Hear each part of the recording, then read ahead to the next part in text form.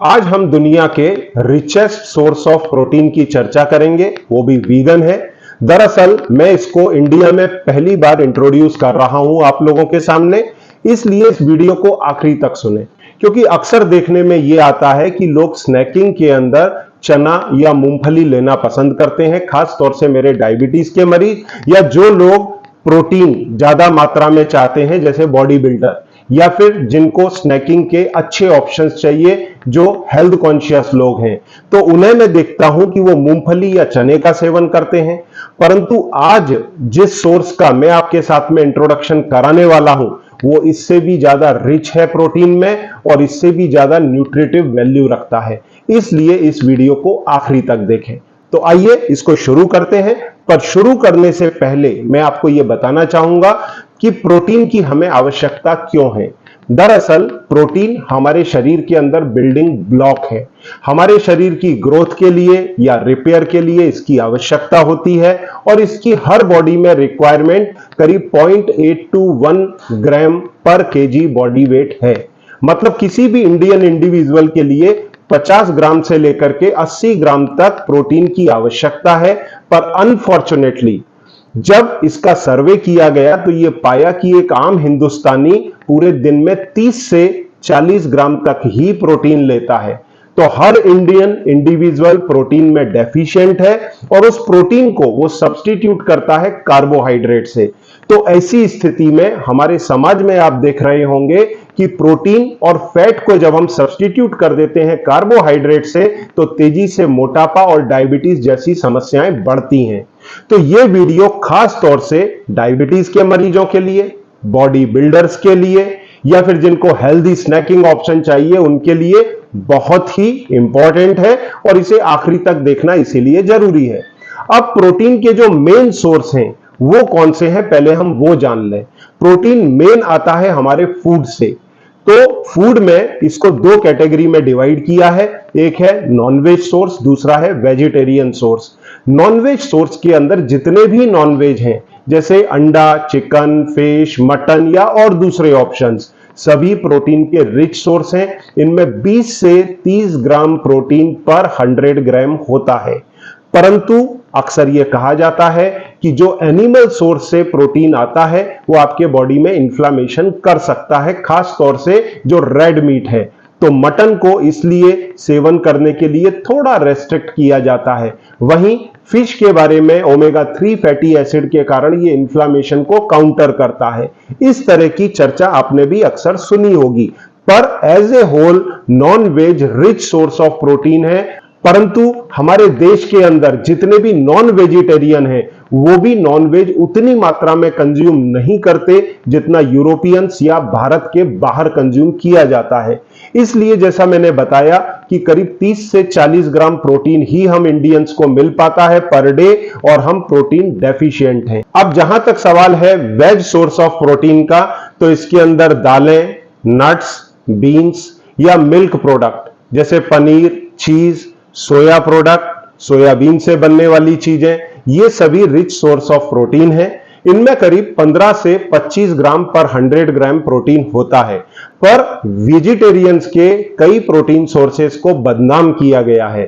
तो इसकी भी पहले तो मात्रा उतनी वेजिटेरियंस के फूड में होती नहीं है, फिर इनको बदनाम कर दिया गया है। जैसे मिल्क प्रोडक्ट के बारे में बोला जाता है कि ये तो बछड़े का दूध था, ह्यूमंस कैसे कंज्यूम कर सकते हैं, ये तो दूसरे एनिमल के लिए बना है। या फिर गाय भैंस को तमाम सारे हार्मोनल इंजेक्शंस दे करके ये मिल्क को अवेल किया जाता है, तो ईस्ट्रोजन की मात्रा बढ़ जाती है, हार्मोनल इंबैलेंस हो जाता है, तो मिल्क प्रोडक्ट नहीं लेना चाहिए।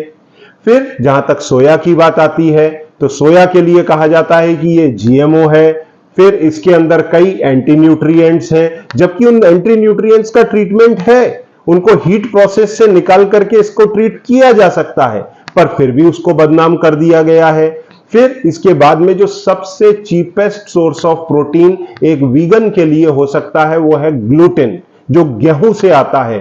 और उसी गेहूं के ग्लूटेन के कारण आप रुमाली रोटी या रबर वाली जो चीज है उसका बेनिफिट ले पाते हैं। तो ये ग्लूटिन जो है बेसिकली 4% लोगों में क्रॉन्स डिसीज के कारण, पेट के अपसेट के कारण समस्या हो सकती है। ज्यादा से ज्यादा 10% लोगों को ये किसी प्रकार की एलर्जिक प्रॉब्लम दे सकता है, पर 100% लोगों के ऊपर उसको लागू कर देना गलत है। तो ग्लूटिन को भी काफी बदनाम किया गया है, जबकि वो उतना बुरा नहीं है। तो ऐसे जितने भी सोर्सेज हैं वीगन्स के प्रोटीन के, उनका नाम खराब किया गया है।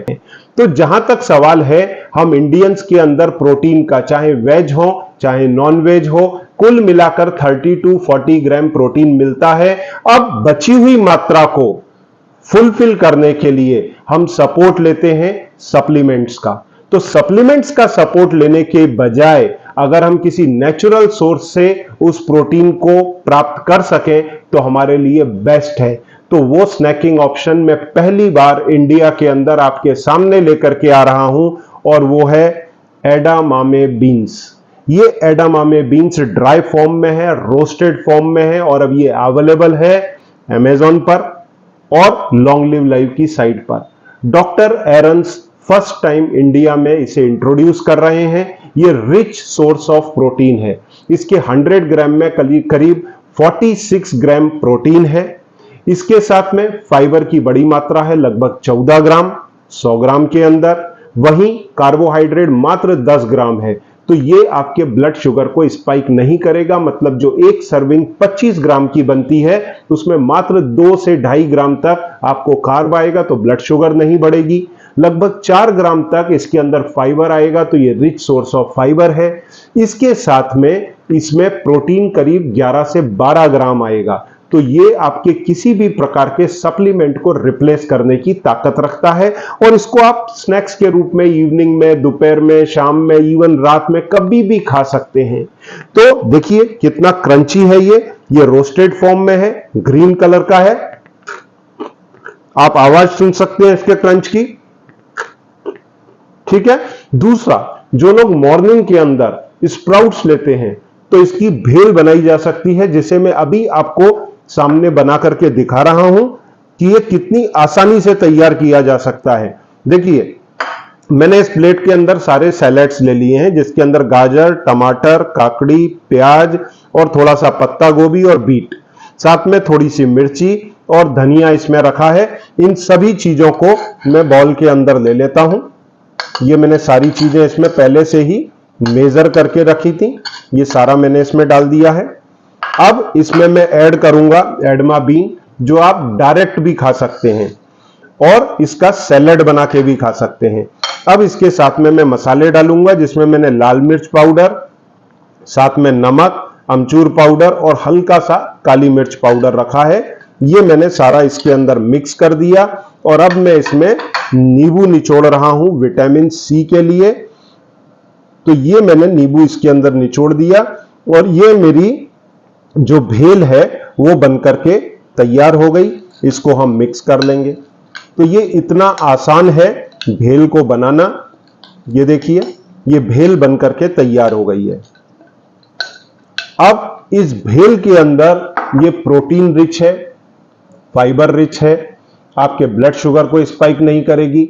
जिन लोगों को, जो बॉडी बिल्डर है, जिनको मसल मास बिल्ड करना है, उन लोगों के लिए बेस्ट है। और जो लोग स्नैकिंग के अंदर हेल्दी ऑप्शंस ढूंढते हैं, हेल्थ कॉन्शियस है, उन सबके लिए बेस्ट है। और अब ये अमेज़न पर और साथ में लॉन्ग लिव लाइव की साइट पर अवेलेबल है, डॉक्टर एरन्स एडमा बीन के नाम से।